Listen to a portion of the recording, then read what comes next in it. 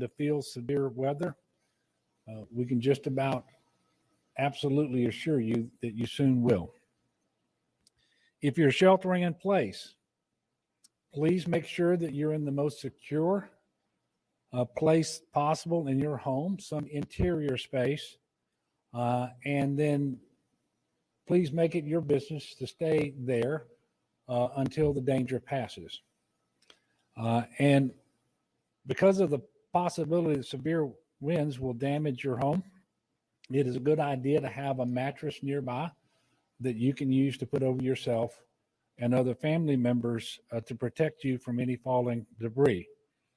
We urge you not to be tempted to go outside, to take a look and start sightseeing. And for goodness sake, don't drive around right now. It just isn't worth it. The same really goes by for the immediate aftermath of the storm after it's passed by, because there will be down power lines, there's going to be standing water, there's going to be debris, other dangers, and quite frankly, we can't tell you yet how soon it will be before first responders are going to be able to respond to calls for assistance. So please don't go out. And the extent to which individuals decide to get out and about will inhibit the flow of first responders and search and rescue assets, high water vehicles, and so forth. So please be patient. Once the storm has passed, you need to be prepared to shelter in place for the first 72 hours. We have every possible resource ready to go to help you. We'll get there sooner than 72 hours, if at all possible, in order to rescue people across the state of Louisiana. But this is the window of time that it may take in order to get first responders to you, depending upon conditions. You should know that the entirety of the Louisiana National Guard has been activated, and currently more than 4,900 guardsmen are out in support of current operations. Just on the search and rescue assets of the National Guard, they're staged across 14 parishes. They have 195 high water vehicles, 73 boats, and 34 helicopters really ready to support and assist the citizens of Louisiana. There remain 169 wildlife and fishery agents with trucks and boats in the same number in order to do search and rescue. And the most robust search and rescue effort that we have consists of more than 900 individuals making up 21 teams that are represented by 16 different states. And the numbers that I just gave you include the Louisiana State Fire Marshal's Office and their boats. The Department of Transportation has assembled 164 coaches and 20 paratransit vehicles. 185 coaches will be available by tomorrow morning. The Department of Corrections, our prisons have produced more than 34,000 sandbags for communities across South Louisiana. They've also completed the evacuation of 2,500 inmates from 7 local jails, those being Acadia, Orleans, Plaquemines, St. Mary, St. Bernard, Vermilion, and Terrebonne parishes. The CPRA continues to monitor gates across the coastal zone. As of a little earlier today, a total of 459 gates out of 692 are closed. That's up 246 since the briefing yesterday. All of our hurricane protection systems have been have been completely closed, and all structures are fully operational at this time. As late as this morning, additional protection measures were being undertaken by levee districts, such as the South Lafourche Levee District. They actually completed sheet pile and sandbagging operations to address low areas ahead of the storm. Based on the hurricane track and the wind, rain, and surge forecast for the remainder of the hurricane, the CPRA is anticipating some overtopping of the southeast portions of the LaRose to Golden Meadow levee system, non-federal back levees around Middle Grove and Alliance in Plaquemines Parish, and non-federal levees in Lower St. Bernard Parish as well. And obviously overtopping is concerning, but I want to make sure that everybody understands overtopping and levee failure are not the same thing. And a levee failure can be much more catastrophic. And so they are not the same thing. Obviously, we're going to continue to monitor this flood protection system. I can tell you right now, we do not anticipate any overtopping of the Mississippi River levees or overtopping of the levees in the hurricane risk reduction system around the greater New Orleans area. Clearly, you've seen the reports, and up until a short while ago, I was able to look at live video feeds. There are very significant storm surge impacts around Port Fourchon and Grand Isle, as well as in Plaquemines Parish near Point Lahache and Braithwaite. CPRA has pre-staged pumps throughout southeast Louisiana and will deploy flood fighting assets to coastal parishes in need of dewatering as soon as it is safe to do so. This is obviously a very fluid situation. It is rapidly changing, and that's why everyone needs to stay abreast by listening to news and following the guidance from your local officials. Really, nobody in Southeast Louisiana should be out on the roads. But if travel becomes absolutely necessary after the storm, please proceed with extreme caution. There will be hazards out there that you may experience before any law enforcement or DOT personnel or anybody else may be able to get to first and warn you about it. This is especially true of debris, down power lines, and standing water. Please check 511la.org for road closures, and please don't drive through standing water. That's how we lose an awful lot of people after storms. Many parishes are announcing curfews as we speak, so all Louisianans should follow the directives of their local leaders, which are obviously designed to keep us all safe. And the conditions vary by parish, and they have different considerations in mind. And so please honor these curfews and avoid needless risk to your own safety and that of your family. And please, again, keep streets clear for emergency responders. If you have evacuated, don't be tempted tomorrow to return before you know that it is okay for you to do so. Please contact your Office of Emergency Preparedness or monitor any announcements that they have as to whether it is the right time for you to return. The last count that I had shortly before coming over here is we have 1,542 individuals being sheltered across the state. That is in at least 23 different shelters. The vast majority of those are being operated by parishes. Obviously, we expect this number to increase throughout the day and potentially in the days to come as people discover that their homes are no longer habitable. For the latest shelter information, text LA Shelter to 898-211, or you can call 211. Heed the guidance of local officials. Local officials will have the most up-to-date shelter information for a specific area or parish. As we have mentioned several times before, if you lose electricity and you decide to use a generator, it is imperative that you follow the instructions from the manufacturer. Please make sure that generator is well away from your home in a well-ventilated area. It should not be inside, shouldn't be in a garage or a crawl space, under a window or a vent. And on occasion, you'll need to refuel the generator. Please make sure that you allow it to cool off for at least 20 minutes before doing so. In closing, and before I take some questions, there is no doubt that the coming days and weeks are going to be extremely difficult for our state. And many, many people are going to be tested in ways that we can only imagine today. But I can also tell you that as a state, we've never been more prepared. Again, all the models that we've seen from the Army Corps of Engineers and from our own CPRA show that the Hurricane Storm Damage Risk Reduction System will hold and perform as intended. Will it be tested? Yes. But it was built for this moment.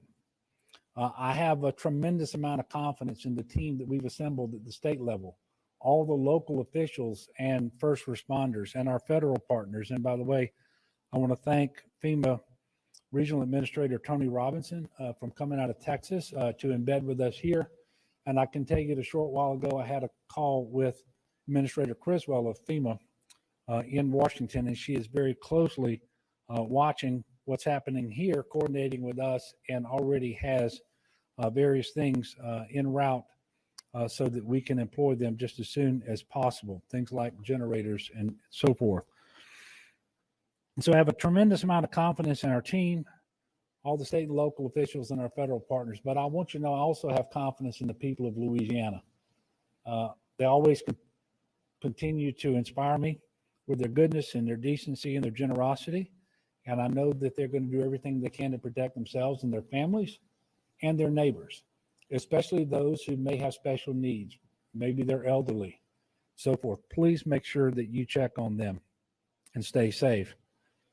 And I know it may not seem this way right now for many people out there across our state, but there is always light after darkness, and I can assure you we're going to get through this. And I do invite everyone to offer up a prayer for our state, for the people of our state, that we get through this just as soon as possible and in the best possible shape with the least loss of life. You know, property is replaceable. Lives are not. So that is obviously our first order of priority.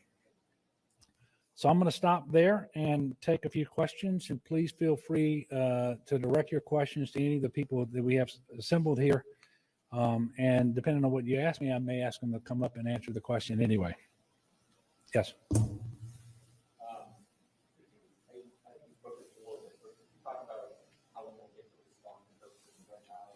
Yeah. It's weather dependent. And quite frankly, before the weather gets good enough for us to respond, it's going to also be dark. So what I can tell you is our expectation is that we will be ready at first light tomorrow morning to go out to those areas that we know already have received the most damaging impacts from the storm, principally wind and storm surge. You mentioned Grand Isle. I can tell you that the video that I've seen and the reports that I've received are just tremendous amounts of storm surge there and wind damage. The good news is, you know, I hesitate to give you a figure, but something like 98% of Grand Isle evacuated.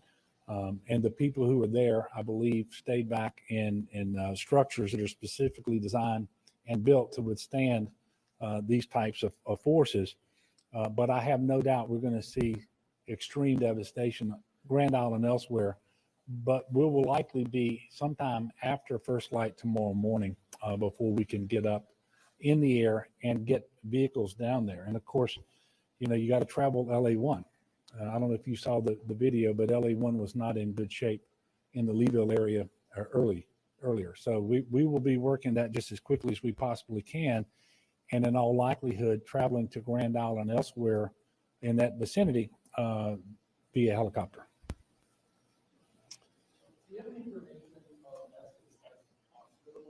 Yeah. Yeah. Okay, so I can tell you no tier 1 hospitals have been evacuated. Now, tier 1 hospital is what we commonly think of as a hospital. By definition, we have some rehab hospitals, we have some behavioral health hospitals, and these are typically much smaller, and the patient's needs are not quite as acute. And we have evacuated 4 such hospitals. And since I'm on it, I'll tell you we've evacuated 22 nursing homes, 18 assisted living facilities, and 61 intermediate care facilities as well. No hospitals have been evacuated, the tier 1 hospitals, because quite simply put, there's nowhere to bring those individuals. They're in a hospital because they need that setting, and we don't have the capacity elsewhere. I mentioned yesterday that over the previous 11 days or so, we've been able to achieve a 20% reduction in our COVID inpatient census across the state of Louisiana. The good news is almost all of that happened in Southeast Louisiana. But there's still 2,450 COVID patients in our hospitals across the state, in addition to all the other patients that remain in our hospitals. And that is a much higher number than we ever experienced in the first 3 surges. And so it's still a very daunting situation. And quite frankly, we're concerned, as we have been for a long time, about staffing. But, you know, these storms have an impact on staffing too, in terms of do they have to evacuate with their family for some reason? Does their home remain habitable so that they can live at home and go to work? And so we've got an awful lot of work to do, but we will have no higher priority than to make sure that our hospitals can remain in operation and functional. And that's going to be a challenge because we expect widespread power outage for some time. But we know that they have generators. We know that they have stocked up on fuel and water and food and on pharmaceuticals, things like oxygen and so forth. But quite frankly, we know that the longer the power stays out, the more challenging this is going to be. And the more devastation in an area, the harder it's going to be for them to have the staffing that they need. And, you know, one of the challenges that we're having is we actually had additional staff coming in from out of state yesterday, pursuant to contracts that we have executed. And the staff wasn't able to get in and because they didn't have any place to stay. There wasn't a hotel room open anywhere. And so that was a real challenge. And so I guess I say those things just to point out that their challenges are going to manifest themselves in ways that we can't even imagine now. But we have a great team here and across the state locally, and we're going to do everything that we can to prepare for every contingency that we can come up with right now. But this is going to be a very, very challenging situation. Yes, ma'am.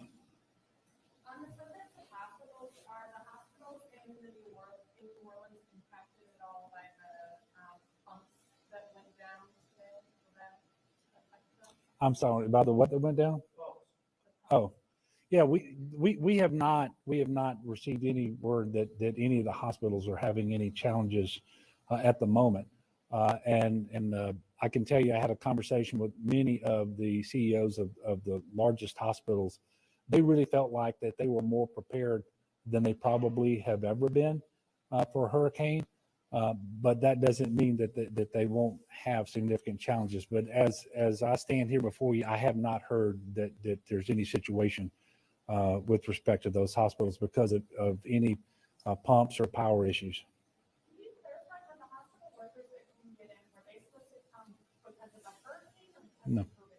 No, they were just COVID-19 surge staff that we had contracted with. To come down, and we're still going to get them. But what happened is the vendor actually had to turn around and send them home, and they're going to come down a little bit later. Again, that just adds to the challenges. Yes, sir. Are there any areas that you evacuate as much as you want? Yeah. You know, it's a little too early to know that. Clearly, the areas that needed to evacuate the most were those closest to the coast, outside protection systems, and really those inside protection systems that are not built to the same standard, for example, as the hurricane and storm risk reduction system. We believe that the vast majority of those individuals chose to evacuate, starting on Friday after lunch, but principally yesterday. And if you just look at if you were able to see the interstates and the U.S. highway system and the number of people that were evacuating, it was well after midnight before that cleared. And so we do believe that the vast majority of people did decide to evacuate when they were told to do so, either because of a voluntary or mandatory evacuation order. But I'm under no illusion that everybody did that. And I fully expect that starting tonight, maybe now, but starting tonight for sure, and tomorrow morning, we will be getting calls from individuals who need to be rescued because they did not evacuate. And that's why we have robust search and rescue assets and personnel on hand. Yes, sir. What role will the state play in the post-storm evacuations from Yeah. And secondly, what accommodations do you make for COVID in terms of setting up shelter? Okay.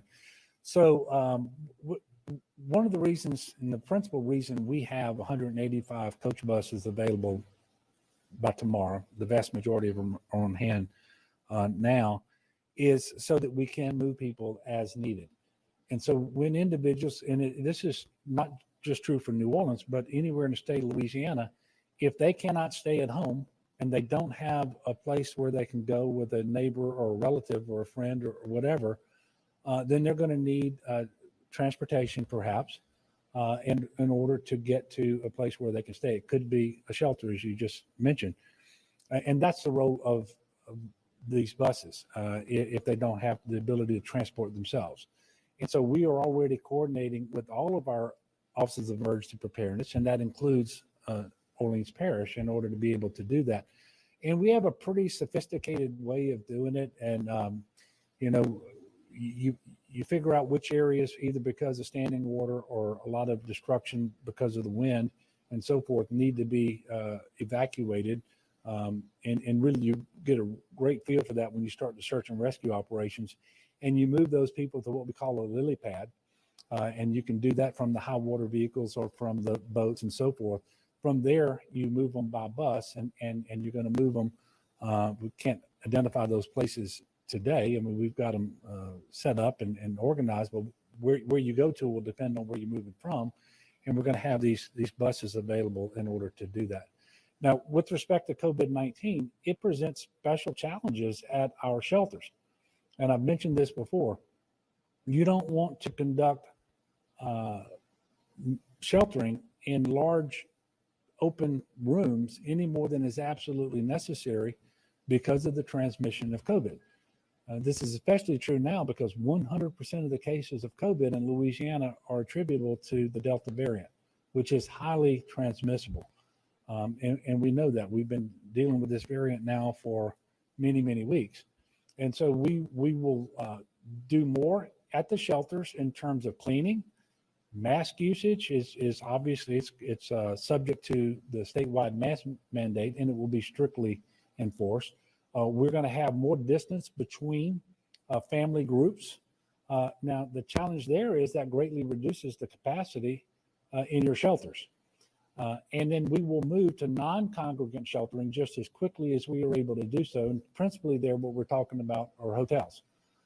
Now, that's not quite as easy as it was, and it was never easy before because hotels have many more people in them today. But right now, we have a lot of individuals who've gone to hotels first.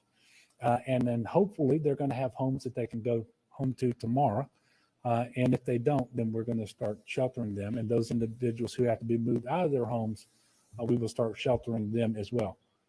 We will use congregant sheltering at first, but only to the degree necessary. And we will transition to non-congregant sheltering just as we were able to do so. Yes, sir. Can you explain, for folks who, this morning passed over this night, why certain rescue operations or other operations can't go? Well, because you have dangerous conditions out there for first responders. You can't operate these vessels in these boats, for example, in hurricane conditions. You can't operate these high water vehicles in hurricane conditions. And it doesn't help anyone to dispatch first responders on a call if you're actually going to cause the first responder to be in a very bad situation in terms of either getting hurt or killed or just being stuck, where they then have to either ride it out there or you send somebody else. And so this is why we tell people you've got to be prepared to stay for the first 72 hours on your own. I hope and pray, and we're going to work extremely hard to make sure nobody has to stay in their home for 72 hours after they need rescuing. But everyone should be prepared to do that because we can't tell you when the conditions are going to be favorable enough for us to be able to get out, how many people are ahead of you on that list, and so forth. So please do everything you can to stay safe. Follow all the instructions that I've been talking about. You can look at the Weather Channel and local news, and everybody's putting out the same information. We just need people to do that, and we're going to work as hard as we can to rescue those individuals starting tomorrow. But nobody should be expecting that tonight a first responder is going to be able to answer a call for help. Yes, ma'am. I would say how much the congregate shelter, you said there's a reduction in the capacity, but can you give a reference to how much? And do you guys have a number in terms of contracts you have for hotels? Yeah. I don't believe we have a contract for hotels yet. Now, we have been talking to hotels. We know where the vacancies are, and we know which hotels are interested in entering into a contractual relationship with the state. And we've been doing that all over the state. As far as shelters, the total capacity of the 23 shelters that are open is 10,322. And as I mentioned, I think there are only about 1,400 people at shelters right now. So there's a good way to go on the existing capacity, but those capacity numbers reflect the diminished capacity because of the distancing requirements of COVID. And we have contingencies in place to very quickly open additional congregant shelters as necessary. So we're going to grow that capacity even more. But no matter what we do, we intend to, as quickly as possible, transition away from congregant sheltering and into non-congregant sheltering. Okay, so one more question. Okay, go ahead. The tornado landfall is working its way across South Louisiana. What's your biggest concern or fear right now? Yeah. Well, look, my biggest concern is probably the same as the vast majority of people of Louisiana. Just how destructive is this storm going to be? How many lives are going to be turned upside down because of damage to their homes and their places of business? But principally, it's how many lives are we going to lose, both as a direct result of the storm and an indirect result of people not being safety conscious as they use their generators or start to clean up, or if they get impatient and start to drive before they should. These are the things that typically result in more deaths than the storm, and includes heat exhaustion, especially if you don't have an air conditioner to cool your home and you're out working and you're not accustomed to that kind of work in the heat, then you can succumb to heat exhaustion. I think we lost 9 individuals last year for that. So those are the biggest concerns. They're all about saving lives at this point. And then beyond that, we will start working to deal with property damage and destruction issues as well. And they're going to be considerable. And you know, you asked me the question, what are you worried about the most? And all this, you know, my mind has a lot of things on it, and but not the least of which is the restoration of electricity. And we all want electricity this time of year because it's hot and it's humid. I am most concerned about it this time because so many people in our hospitals. And I understand that generators are great, but over time, they tend to fail. And so getting the power restored quickly, but having prioritized restoration so that your most critical needs are restored first is going to be really, really important. And until we can make that happen, and by the way, there may be 30,000 linemen available in the state of Louisiana to restore power after this storm. I don't know that we've ever had that number before, but prioritizing their work is going to be critically important, and making sure that we can quickly respond with additional generators and maintenance and so forth and fuel between now and then, so that those hospitals and other critical assets that are under generator power, if their generator goes down, we're very able to quickly get that power back on. And we're talking about hospitals, but dialysis centers are incredibly important as well. And dialysis requires an awful lot of water. And so your water systems can't go down. And we've had recent experience with this, right? It was Laura and Delta last year. the winter storm as well, knocked water systems out, and you really have a very difficult time at that point just delivering basic service for people who have the most critical needs, like dialysis. And there's an intersection between people who need dialysis and people who are especially vulnerable to COVID too. And so, making sure we can continue to do all the monoclonal antibody infusions, because that is one of the best tools that we have in order to prevent people from needing a hospital bed after they contract COVID and become symptomatic. And so we have to have a very robust effort, and you can't allow it to be interrupted unduly and for too long after the storm. So we're going to have to stand that back up. There are more things than I have time to go over. And as it happens, we're going back to GoSep now, because we're going to sit around the table and we're going to spend hours trying to identify every contingency that we believe may be applicable on those most important missions that the state has, which is principally life-saving in the immediate response to the storm. Was there anything that anybody over there wanted to add before we close out? Well, again, thank you all for continuing to cover this. We have a long ways to go, both as this storm continues to move through our state, but also in the days and likely the weeks to come. So we're asking for people to be patient. We're asking for people to pay attention to the local folks and do what they're asked to do, and understand that we're going to be working just as hard as we can with all of our local and federal partners to bring relief, especially life-saving relief, just as soon as we're able to do that. I don't know when I'll be speaking to you all next. Christina, do we have?